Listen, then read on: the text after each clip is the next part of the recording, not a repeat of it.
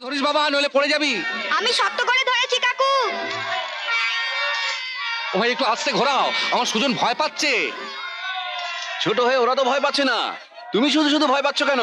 বলো কি, ভয় পাবো না? ওই যে সুজন, ও আমার মায়ের প্রাণ, নয়নের মণি। ওর কিছু হলে আমার মা মানে সুজনের ঠাম্মা আমাকে আস্ত রাখবে না। সুজনকে নিয়ে এখনো ফিরলো না। কত করে বললুম যে দুপুরে ওকে নিয়ে যাস না, তা কে কার কথা শুনে। বৌমা, বৌমা, ও ছোট বৌমা, কি মা? সুরন কি তোমায় কিছু বলে গেছে? মেলা থেকে অন্য কোথাও যাবে? না তো, মেলা থেকে সোজা বাড়ি চলে আসবে বলে গেছে।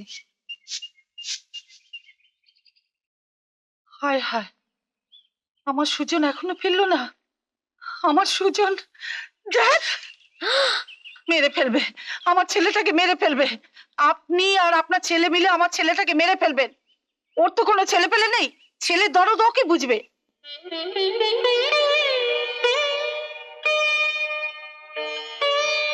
সুজনের বাবা, ও সুজনের বাবা, উফ, শুনছো? একবার এদিকে এসো তো। কি হলো, এত চিৎকার করছো কেন? চিৎকার করি কি আর সাধে? তোমার ভাই সাত সকালে ছেলেকে নিয়ে বেরিয়ে গেছে, এখনো ফেরেনি।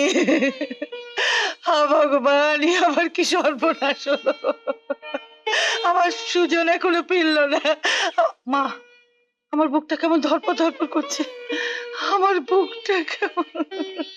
সাত সকালে নয় বৌমা, এই তো কিছুক্ষণ আগে বেরিয়েছে, এখনই ফিরে আসবে। থাক থাক থাক থাক থাক, আপনাকে আর সালিশি করতে হবে না। আমার স্বামী তো আপনার কাছে সৎ ছেলের মতো ব্যবহার পায়। ভগবান, আমার ছেলে কোথায় চলে গেল? হা ঠাকুর, আমি এখন কি করে?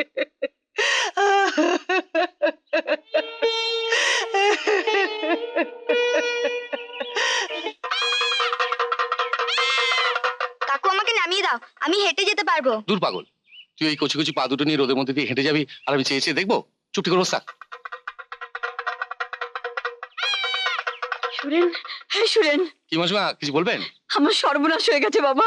রাজেন আমার সব ধান নিয়ে গেছে, আমি না খেয়ে মরবো। আপনি চিন্তা করবেন না, আমি দাদাকে বুঝিয়ে বলবো, আপনার ধান আপনাকে ফেরত দিয়ে দেবে। দাদা একটু রাগী, কিন্তু মনটা খুব ভালো।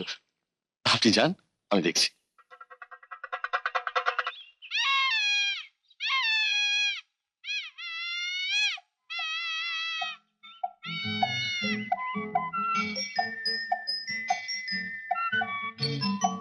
ঠাম্মা, কাকু আমায় কত জিনিস কিনে দিয়েছে দেখো।